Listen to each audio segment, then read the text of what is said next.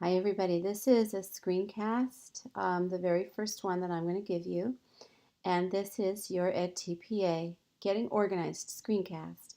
This is really to help you think about the edTPA in terms of the big picture, getting started, getting organized.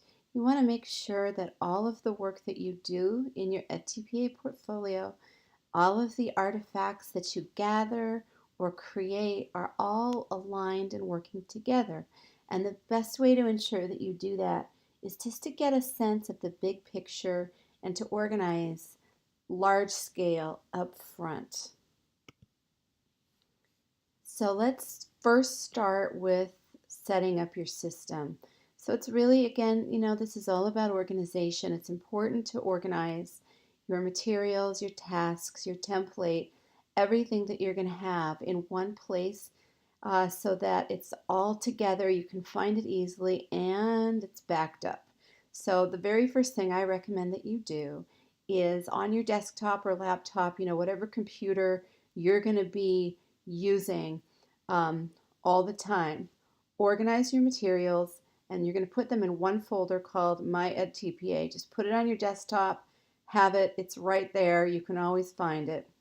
And as you add materials, put them in the correct folders, which I'll talk about in a second. Also, you really want to make sure that you back this up. You do not want to find yourself in the situation where you lose materials. So I recommend backing up your work either on Google Drive or on, some sort of a hard drive, maybe an external hard drive or even a flash drive. So as you update your materials, please back them up. You're going to label this folder again, My edTPA. And within that big folder, you're going to have three subfolders, three separate folders. Task 1, that's where you're going to put all of your Task 1 materials. Task 2, all of those materials. Task 3, all of those materials. And if you are working on the elementary education handbook, you're going to have 4 tasks. You're going to have a math task as well, so you're going to add task 4.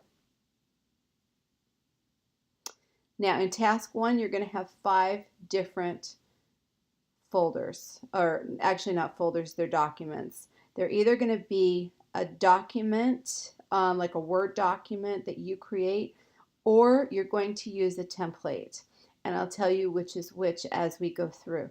The templates you're either going to be given by your course instructor. So if I'm your course instructor, I'm going to give the template to you on Blackboard.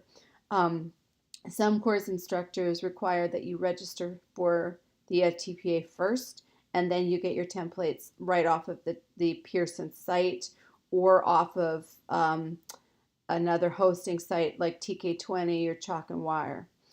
But I'll go through these. So part 1, the context for learning, that is a template that you will fill out.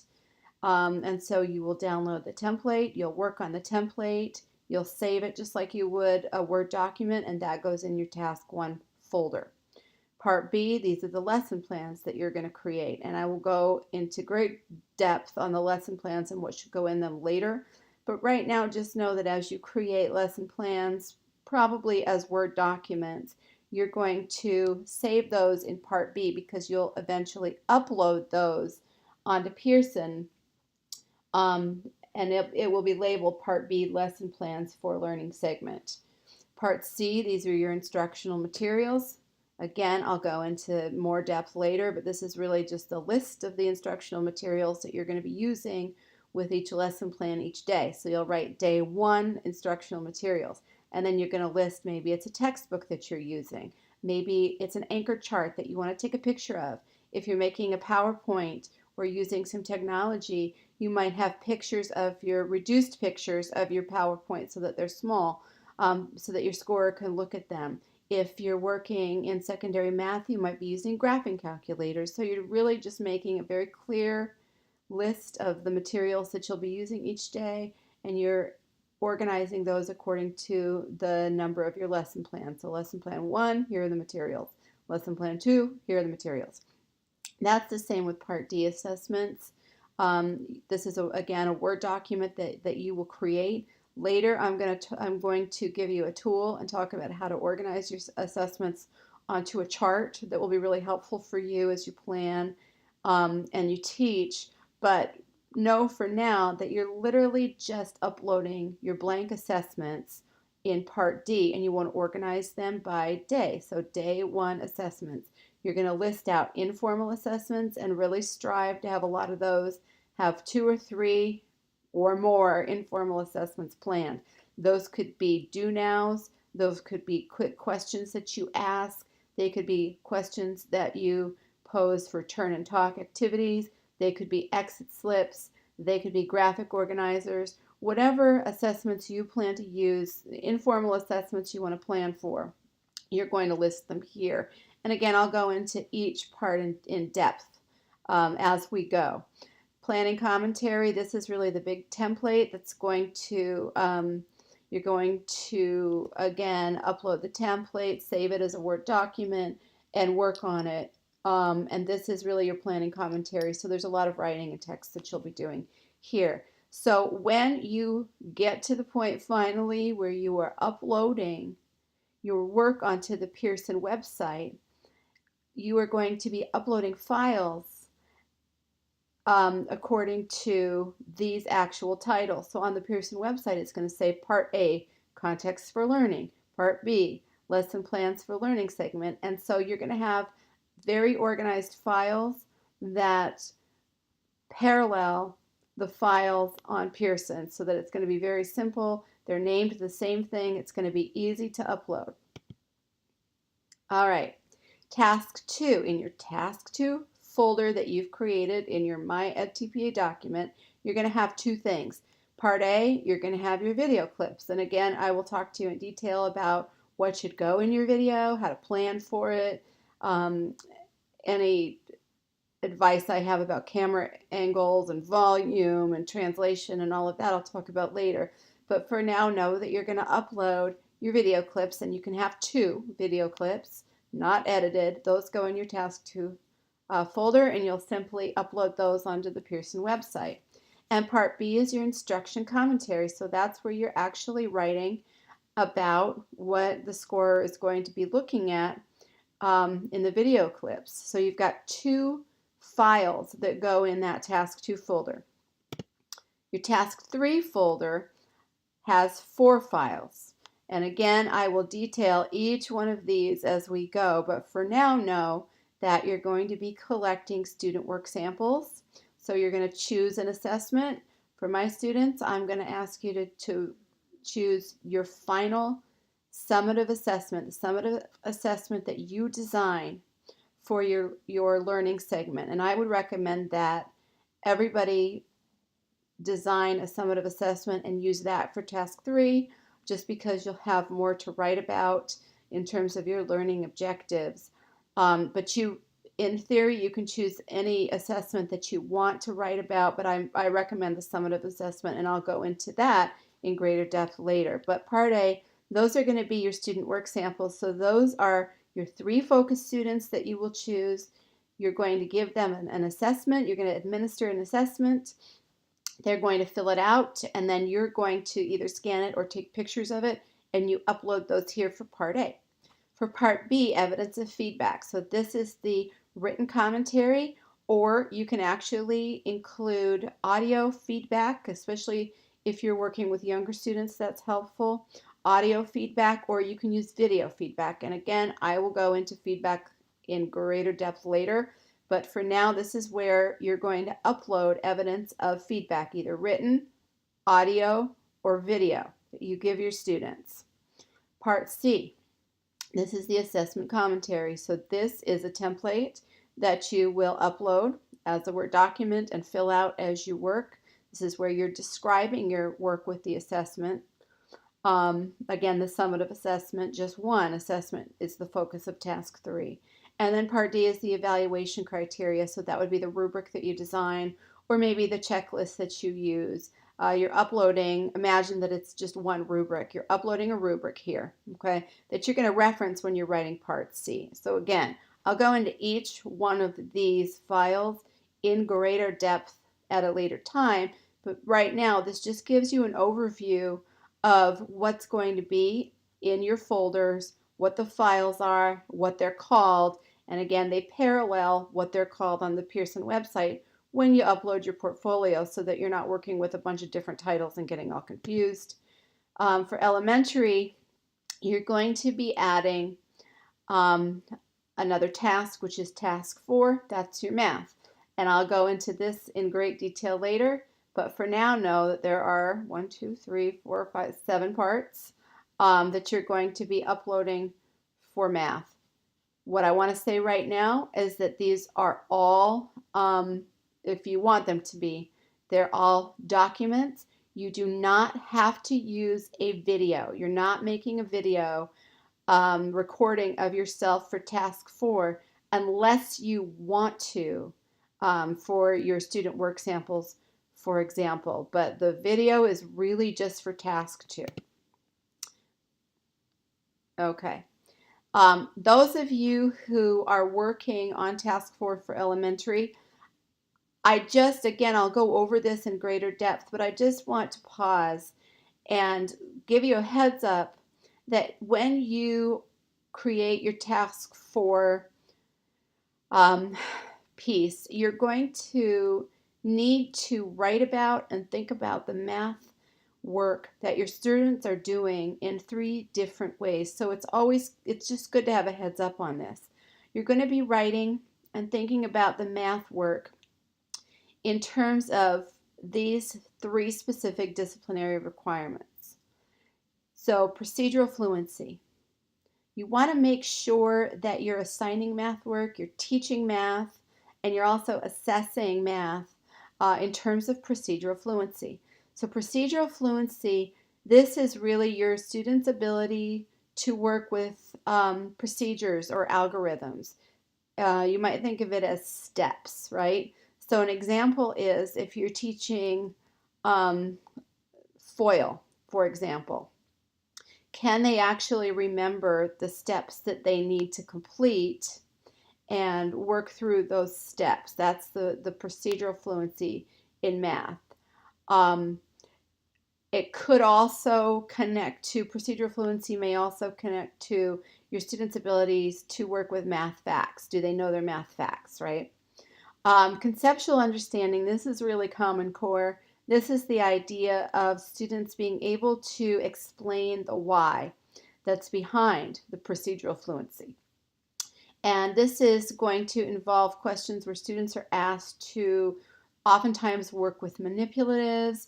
They're asked to explain why it is that a certain procedure is actually organized in such a way. So why in terms of FOIL is it the FOIL? Why is it that procedure and not FIOL? Or for example, if you're solving an equation, why is it that you solve the equations in parentheses first? Oftentimes, if you're thinking about worksheets that you might give students, your conceptual understanding problems are going to involve manipulatives or places where students are asked to write, where they're asked to explain. So you want to make sure as you're designing this up front that you've got your procedural fluency, students are solving problems and you're looking to see if they're doing it correctly, and students are also explaining the why behind. So there's some sort of work either with manipulatives or writing where they're asked to kind of explain the big concepts behind the procedure. And then the last piece here is the mathematical reasoning and problem solving. You're going to want to give your students opportunities now to problem solve. And it may be that they're asked to choose a strategy. Maybe in your math plan, you've presented several strategies for adding, for example. Mathematical reasoning on a worksheet might be the place where you say, what strategy might you use? Choose a strategy and solve a problem. Another sort of classic mathematical reasoning problem might be a word problem. So if students are given a word problem, they obviously have to identify the important information in the word problem and how to work with it, and that's mathematical reasoning and problem solving. So if you're thinking ahead about your task 4, you want to be thinking about teaching students The procedural fluency, again, how to solve problems, conceptual understanding, how to explain the why behind or the concepts behind the procedural fluency, and then you want to give students the opportunity to engage in some mathematical reasoning and problem solving, and oftentimes these are word problems. If you look at worksheets or assessments that you might already be using in math, you're going to see that they're often organized this way. So procedural fluency, you're going to have those problems usually at the very beginning, 3 or 4 problems where students are going to be just solving problems. Then you're going to have some kind of work with an explain writing where students are working with manipulatives, that's conceptual understanding, and then you may have a couple of word problems. So if you take one of those sheets and use it as an assessment and it's got all 3 components, you're going to be in good shape. So again, I'm going to go into task 4 in great depth later, but for now, just be aware that you're going to be asked to assess, you're going to be asked to plan for, and you're going to be asked to discuss your students' math work in terms of procedural fluency, conceptual understanding, and mathematical reasoning and problem solving. Okay, when you are designing your learning segment, you want to organize your learning segment around a central focus. And I have some tips on this slide. You can pause it and read them and come back to it. But what I want to say is that this is sort of like a thesis. If you were writing a thesis statement for an analytical paper, for example, the thesis statement is that statement around which you organize everything, right? All of your arguments, all your points go back to proving that thesis statement. The central focus is sort of like that. That's going to be the big picture, the big idea that your students are going to be working with, and everything, including the lesson plans and the assessments, are designed around your central focus.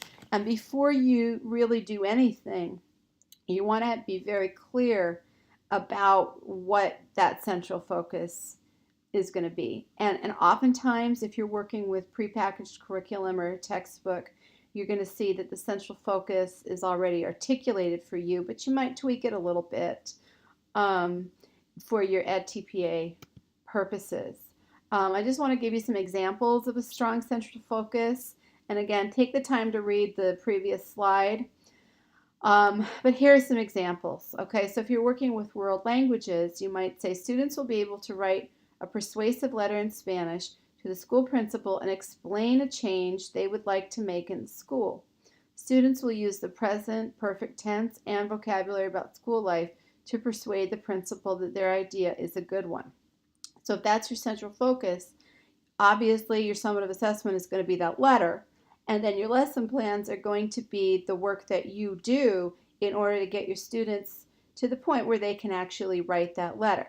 So you're going to be obviously engaging them in a lesson where they're working with the present perfect tense. You're going to engage them in a lesson where they're working with school vocabulary. And you're probably going to engage them in a lesson where they're working with language that people use in Spanish to persuade. And you might even have a model of a persuasive letter. Number 2. If you are PE, students will demonstrate how to properly perform exercises for the upper body and lower body using supersets and explain how muscles are working in each exercise. So for PE, you want to make sure that your central focus has your psychomotor, which would be the exercises for upper body and lower body, and students are going to demonstrate that they can properly perform. This is weightlifting, right? Lifting the weights for upper body and lower body. And to explain, you're going to have that cognitive piece there, so you may have a quiz or a conversation, some sort of an assessment in which your students are explaining how the muscles work in each of the exercises. That's your central focus. So if you are, for number 3, if you're math, for example, your central focus might read like this. Students will apply their knowledge of ratio and proportional relationships to solve a variety of problems involving percentages. They will describe how percentages are used in real-world situations. So again, you're organizing a central focus. You want to make sure for math that students are working in all 3 disciplinary requirements, so they're working on problem solving, right? They're solving problems involving ratio and proportional and percentages, that they can describe the concept behind ratio and percentages, and of course here how they're used in real world situations. That's your Common Core. And then you want to engage them in some kind of mathematical reasoning and problem solving endeavors. And so that might be that they're either creating real world situations in which they can then solve some problems involving ratio and proportion, or you're giving them word problems, real world based world problems that encourage the students to apply what they have learned from you in this learning segment about ratio, proportional relationships, and percentages. Number 4, this is for elementary. A strong central focus may be students will read a short fiction story and retell the story using the correct sequence of events, important details, and temporal words. So again, you have the idea here with number 4 that your summative assessment, the assessment that you write about in task 3, is going to involve retelling. That's what students are going to do. That's what you're going to assess them on. That's their summative assessment. And in your lesson plans, you're going to design opportunities to teach and for students to learn how to actually work with a short fiction story, how to retell what's the plot of the story using the correct sequence, and then how to incorporate important details in the retelling, and how to use temporal words in the retelling, and how to do that accurately. And so you can imagine if that's your central focus, and the retelling is your summative assessment, how you might divide that into 3 lesson plans, right? You might do one lesson plan where you're working with correct sequence, one lesson plan where you're working with important details, one lesson plan where you're working with temporal words, and then again your summative assessment is going to incorporate those skills and understandings, and students are going to retell. So that's an idea of what strong central foci look like in a number of different disciplines. And I've also talked a little bit about how then you might spring off of those to create lesson plans based on what you've included in your central focus. I've mentioned this before, and you've definitely learned this in your methods courses, especially if you're working with a model like Understanding by Design. You definitely want to front load your thinking about your assessment. Task 3 on edTPA is all about your assessment, and you want to be thinking about what that assessment is going to be, and it should really align very strongly with your central focus. So if your central focus is that students are going to write a letter, and in the letter they're going to do all of these things, right? You're teaching all of those things in your lesson plans, but your central focus is going to ask your students to demonstrate that they've learned that. So, think about how your central focus and your summative assessment really align.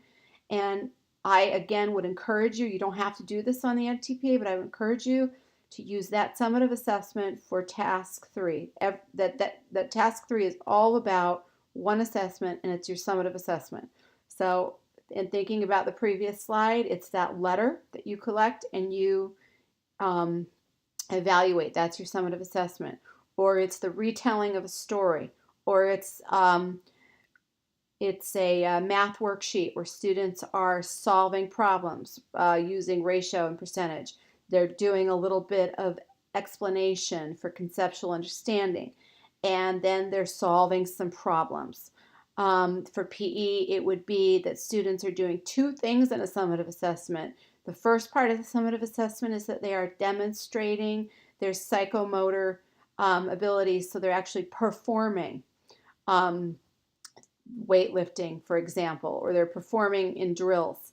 And then the other piece there is that they're explaining or describing what they did, how they did it, what the cues are, how the muscles are working. So that summative assessment really is going to drive the work that you put into your lesson plan so that students can successfully meet the learning objectives that you've designed for each lesson, that align with your central focus, and that they will demonstrate on the summative assessment.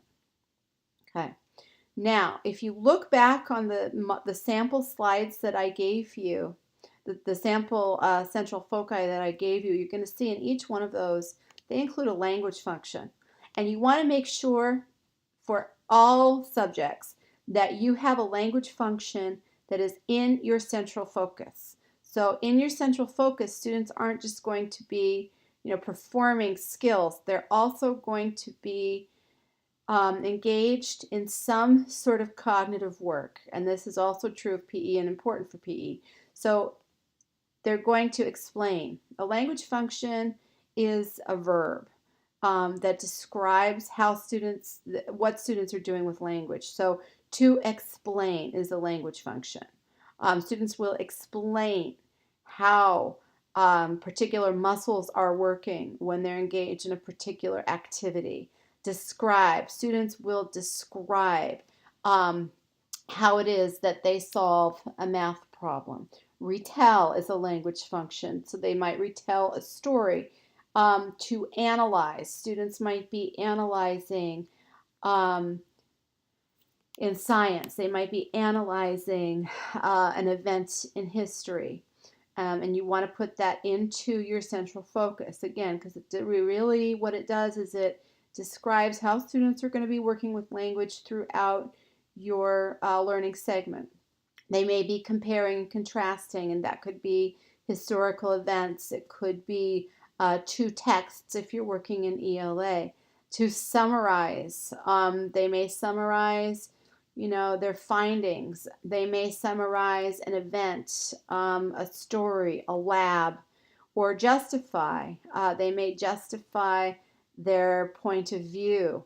So for example, if it's that persuasive letter that I spoke about earlier in Spanish, they may justify their point of view using key vocabulary that help them describe what's happening in a school and how to improve the school. So before you actually start executing or creating your lesson plans and your summative assessment, make sure that you add that language function to your central focus, because you are going to be working with that language function all the way through in your lesson plans, and also your students are going to be doing it on their summative assessment. It's also a really good idea to get a big picture of your disciplinary requirements. Every handbook has different disciplinary requirements, and you're going to be asked to do a number of different things. You're going to be teaching those disciplinary requirements in task 2. You're going to be planning to teach those disciplinary requirements in task 1, and you're going to be assessing those disciplinary requirements in task 3. You're going to find your disciplinary requirements throughout your handbook. I have a chart that I will put in future screencasts, but you're going to find those detailed in task 1, task 2, and task 3, and oftentimes you know that you're working with your specific disciplinary requirements because you're going to see an orange square next to them. Okay, and so as you're getting yourself organized, you want to be familiar with what those disciplinary requirements are, so that they don't sort of come back at the end and as you're writing your commentary and you say, you know what, I'm not really sure if I addressed these or not. So an example that I've used throughout this screencast is math. So whether you are working on a math handbook edTPA, or if you're working in elementary and you have task 4, your disciplinary requirements are procedural fluency, conceptual understanding, and mathematical reasoning and problem solving. Those are your disciplinary requirements. So you're going to plan for those. You're going to make sure that you address them in your teaching in task 2 when you teach and video record yourself, and you're going to be assessing those disciplinary requirements. So for elementary ed, for example, your disciplinary requirements is really, you've got one big thing, and that is your literacy strategy. So what is your literacy strategy going to be? Maybe it's to retell. That's your literacy strategy. And so that's the disciplinary requirement that you're going to build your lessons around. And you're going to be asked, what's your literacy strategy and what are the related skills? So if you think about my earlier example, your strategy is to retell. The skills would be to sequence correctly, to include important details, and to correctly use temporal words. Okay, so to meet the disciplinary requirement of having your students successfully retell, they're going to have to be using all of these skills. So again, make sure you understand what your disciplinary requirements are before you start planning so that you're not surprised by them later, as you will be asked to address them throughout the edTPA. Okay. And I spoke earlier about how you might break your central focus down into several lessons. So again, you've got a lot of text on this screencast. It's a good idea to go back to the slides and actually read them and look at the models and think about them.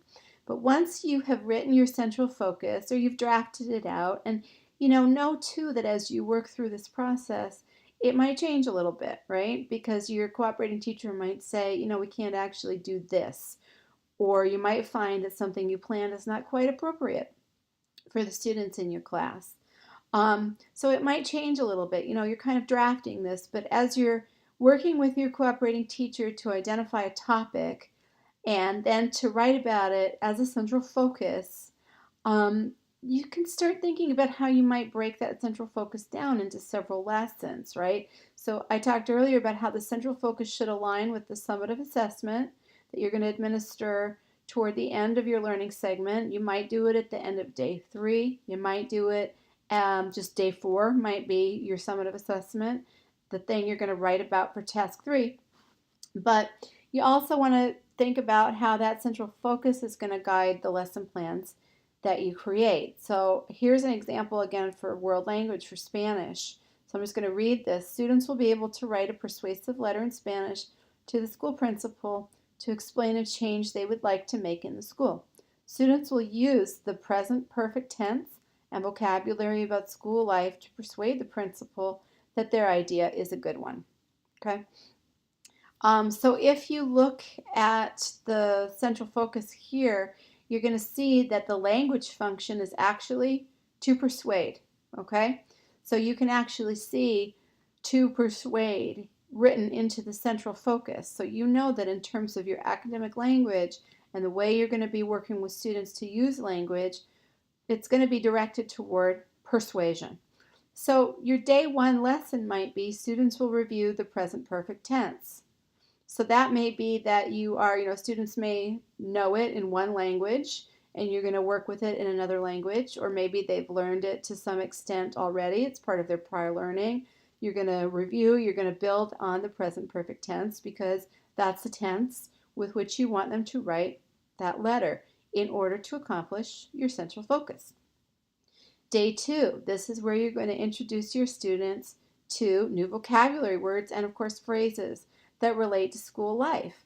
And so now you're going to have students use new vocabulary that you introduce in day 2. And notice the second part, they're going to practice using this new vocabulary to create sentences about school life in which they're using the new words.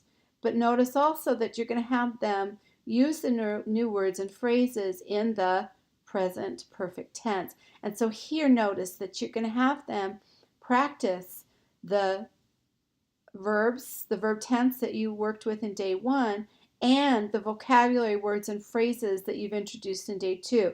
And this is really important for edTPA, so notice here that you are building. You're building on day 1, right? And so day 1 and day 2 work together. And notice also that day 1 I used the word review. Students will review the present perfect tense. There's an assumption there that they're going to be building on their prior knowledge. So day 1 builds on their prior knowledge. Day 2 you might be introducing new knowledge and you're building on day 1, which is now prior knowledge. And then day 3, students will be introduced to and will practice vocabulary words and phrases that are used to persuade others. So these might actually now be new words and phrases that we use to persuade, like conjunctive adverbs, such as therefore, right? And so now they're building on what they've done in day 2, day 1, and of course on their prior knowledge before coming into this work in day 3. Okay, so this is a way of thinking about how you take your central focus and you break it out into, I like 3 lesson plans, so 3 different lesson plans that build on their prior knowledge and also that build on what they're doing on day 1 and day 2. And then of course that summative assessment that's so important is going to incorporate what they're learning day 1, day 2, day 3, and any prior knowledge that they have that you write about. So there is a question on your template for all handbooks about how your lesson plans build on each other. So that's what I've addressed here. Okay. Before you move forward, you want to have a conversation with your cooperating teacher, and I recommend, if you haven't done this yet, that you do this early. So for my students, I'm talking about, the first week, maybe the second week, but you really want to get in there and have this conversation with your cooperating teacher early. And, think about this. They may not have any idea what the edTPA is. So these are questions that you're going to ask them, and in doing so, you're going to teach them a little bit about what the edTPA is. Hopefully, your clinical professor, somebody from your college has actually sent information to your cooperating teacher so they have a sort of an idea, or maybe they have experience working with a cooperating or a student teacher in the past couple of years, so they know what they need to do. But oftentimes cooperating teachers, because they didn't have to take, lucky them, the edTPA, and they're busy, they may not have had time to read those materials. You're going to be the one who teaches them what the edTPA is and what you need, and they're going to be amazed at how much work you have to do, and hopefully they'll be supportive. So, sit down with your cooperating teacher, have your student teaching handbook with you, have access to your edTPA handbook if you feel you need it, and ask them these questions early. So the first one is, on what date will I teach the lesson? For my students, I designate weeks 6 or 7 to teach the edTPA lessons and also to video them. So remember, you are writing lesson plans for the edTPA in task 1, and for task 2, you're recording those lesson plans. You're not recording just randomly on any day and using that for your edTPA task 2. You're recording the lesson plans that you're creating in task 1. So everything you do for the edTPA connects to those lesson plans that you draft. You're not just doing kind of random stuff. So on what day am I going to teach and therefore record the lessons? Okay. And then after you talk to them about sort of the topics that they might be teaching in week 6 or 7, you may need to go back and kind of revise the central focus that you had in mind. You might be teaching a different topic than what you originally wanted to write your central focus on. So for example, it might not be that you're working with language of persuasion in Spanish, right? It might be descriptive language, and that's what they're doing weeks 6 and 7. So you might have to go back, and instead of writing a letter to persuade the principal, you might write a couple of paragraphs that describe school life. And that's fine, but that's why you want to have this conversation early so that you know what's happening in weeks 6 or 7 or whatever week you have been instructed to teach and record your lesson plans. So how might I revise my plan for each of the 3 days? So if you kind of sketched out that you wanted to do persuasion and now you're doing description, you might want to kind of revise the plan that you have for 3 days. And notice at this point early on, you're not going through and writing your detailed edTPA lesson plans. You need to get a sense of what you're going to be doing, what your summative assessment is going to be, what your language function is going to be, and then you go through and you make those very detailed plans, okay? So my next question that you want to ask them is, what might my summative assessment be and when am I going to administer it? So ideally you're doing that at the end of day 3, or that's your day 4 of your learning segment, but you want to know when you're going to administer it, and also give your cooperating teacher have a conversation about what an appropriate summative assessment might be. It might be that if you're working in Spanish, your students don't quite have the background yet to write an entire persuasive letter, so it might just be bullet points. Um, Also, it may be that you're in a test prep room if you're preparing for the Regents in New York, or you're preparing for um, grade level exams, then you might want to design a summative assessment that kind of parallels what they're going to be doing on those exams, especially if you're doing your student teaching in the spring when it's sort of heavy test prep time. So have your cooperating teacher kind of weigh in and help you figure out the best format for that summative assessment. What curriculum and materials will I have available to me? So, what kind of digital technology do I have available to me? And can I use anchor charts? And, does every student have their own book, for example? Or am I going to do photocopies or use the Elmo? So you need to ask those questions.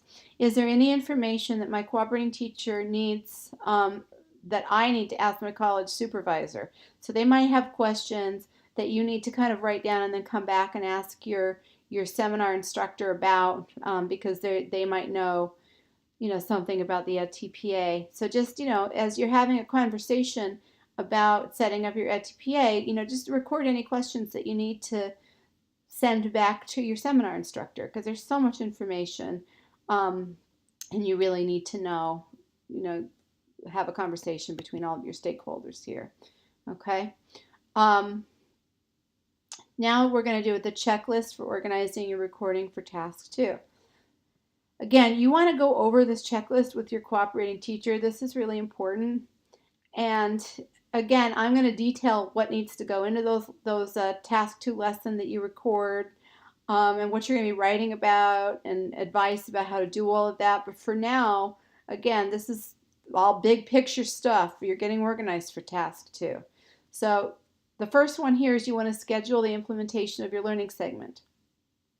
You should record all 3 lessons. Don't just record one. Record all 3 and plan that. Put it on the calendar. Know when you're doing it. Make sure that those dates work with your seminar. So for my students, you're doing this the 6th or 7th week. And make sure that you can actually implement the learning segment when you're being told that you need to implement it. So make sure that it's working with the college, make sure it's working with the school. Send permission forms home for your students. You cannot record any students who do not give you permission to do so.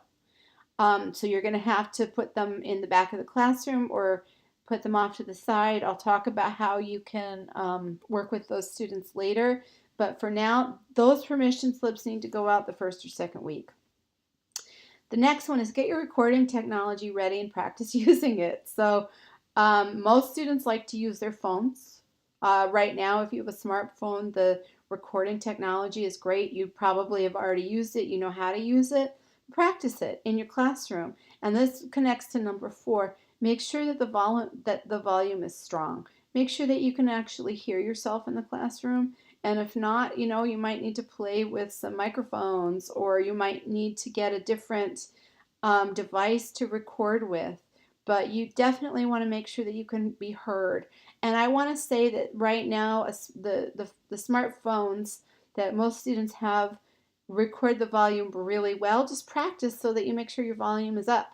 And they also will record well in a gymnasium. So for PE, just using your smartphone should be fine in terms of volume. And if, for example, if after you do your recording, if you have kind of pockets where you can't hear the volume very well, I've got some strategies to help you with that. So, don't worry if there are moments in recording, and again, all 3 lessons, in recording your lessons, if something can't be heard, we can work with that. But in general, you want to practice with your device before you're recording your 3 lessons, just to troubleshoot, okay?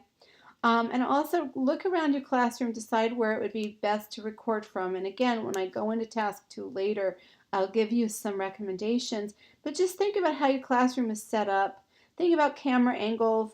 Think about where you might place students who don't have permissions, either off to the side at the perimeter of the room or the back of the classroom. If it's a gym situation, you might divide them up and have one group working with your cooperating teacher, half the gym, and then you're working with the other half, and they're being recorded.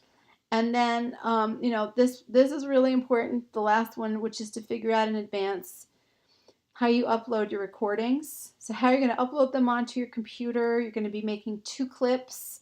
In most cases, you're working with either 15 or 20 minutes. Check your handbook total for recording. So this is kind of weird. Think about it, that you're recording 3 lessons and they're about maybe 50 minutes each. So you're going to be recording about 150 minutes.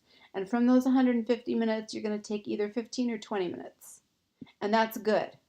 You want to give yourself the opportunity to work from plenty, to make sure you've got plenty of recording for you to pull from. But right now, just for down the road, think about, where you're going to upload your recordings, what kind of video editing software you might be using. And I will talk about this again when we go into detail for task 2. But for now, just to have some of this figured out to save yourself some stress down the road. So these are questions to ask about task 2. Again, big picture. What's my plan for distributing and collecting the permission slips? When are you going to do it? Is there a particular permission slip you're going to use? How are you going to get it? How are you going to, especially if you're in a high school, how are you going to make sure that you get the permission slips? What conversations or we'll say incentives do you need to offer your students to make sure they come in? What's my plan for recording? When am I going to do it? What device am I going to use? Number 3, who's going to record for me? Probably your cooperating teacher, but you might have another student teacher in your building, or maybe maybe your clinical supervisor from the college is willing to come in and do that for you. But who's going to record for you? Just don't leave this until the last minute. What technology do I need? In terms of video editing software, you can't edit, but you need to cut your 2 clips eventually. And who can help me with this? Who's going to help me with the technology? Who's going to help me answer these questions? Who's going to help me record? And we will pick up with Getting Organized Part 2, looking at how to organize for Task 3 in the next screencast.